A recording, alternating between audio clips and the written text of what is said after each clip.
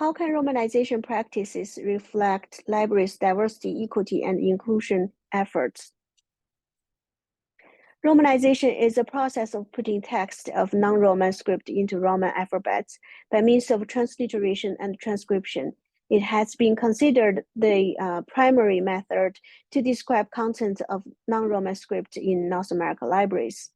The Library of Congress provides a whole suite of Romanization tables for various languages. The Romanization rules have often been updated from time to time, and the most recent update was the Japanese Romanization table released last year. So what is the value of having Romanization in libraries? In this presentation, we use Chinese Romanization practice as a case study. Through an interview project we conducted last year, we explored the question, how can Romanization practices reflect library and the librarians' DEI efforts? Our interview project originated from a casual conversation with a senior colleague at SEAL in 2016. That was when we first discovered that the current EALS rules for Chinese Romanization were only implemented around 2000 through the pinyin conversion project. This was an unexpected story for those of us who entered the profession after the turn of the century, because we were so familiar with the current Romanization system, so we took it for granted. But last year, our group interviewed 12 colleagues who had participated in this pinyin conversion project in hope to document and reflect on this part of the history. Here are what we learned from the project. First, the adoption of Romanization in North America libraries is by itself an effort to provide better access to non-Roman script materials. How to properly represent non-Roman resources to integrate them for effective discovery and access has always been a thorny issue for libraries. It's undeniable that Romanization is the preferred means of solving this problem, although it was not initially called a DEI effort. One of the incidents in our interviews illustrates this point really well. The proposal for converting to Hanyu Pinyin was first raised up in 1979, but finally decided upon around 1997. During these 20 years, heated debates and discussions happened based on different grounds taken, ranging from political and cultural issues to technical and budget concerns. The community finally came down to this quick question: what is the purpose of Romanization? The answer was Romanization is a representation of the language. Using it is mainly for better finding and retrieval. That was a key point that leads to the final conversion decision. Second, the pinyin conversion project represented librarians' decolonization efforts.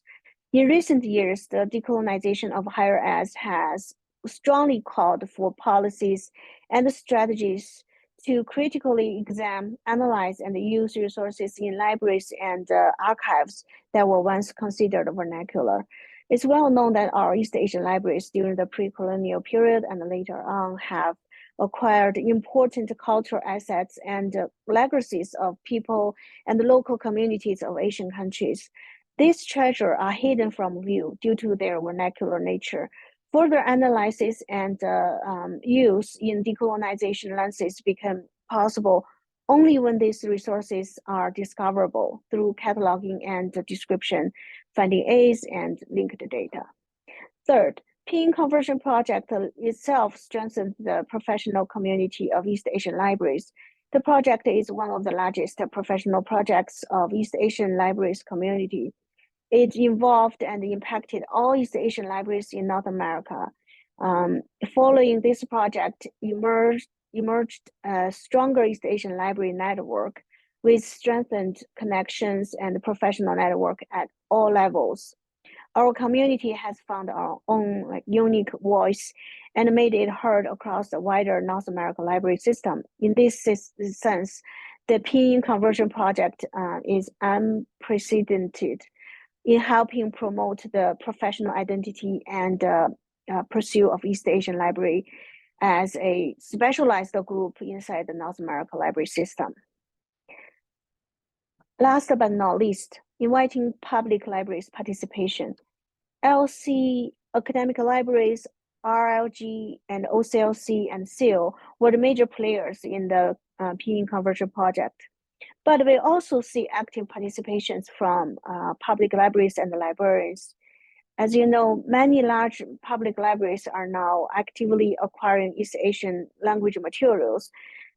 They deal with the same issues as academic libraries do and have the ability to see things from a diverse perspective and bring in different angles. So we would like to call for deeper and intentional connections and collaborations with public libraries, especially now that community engagement is becoming increasingly important to society at large and to the academic community. Our next step is to compile the interview scripts and along with the reports and research articles that we collected into an open access book as a sincere tribute to all the colleagues who have contributed to this nationwide pinyin conversion project, and also as a resource for colleagues who are interested in researching the mission and the future of Romanization practice in libraries.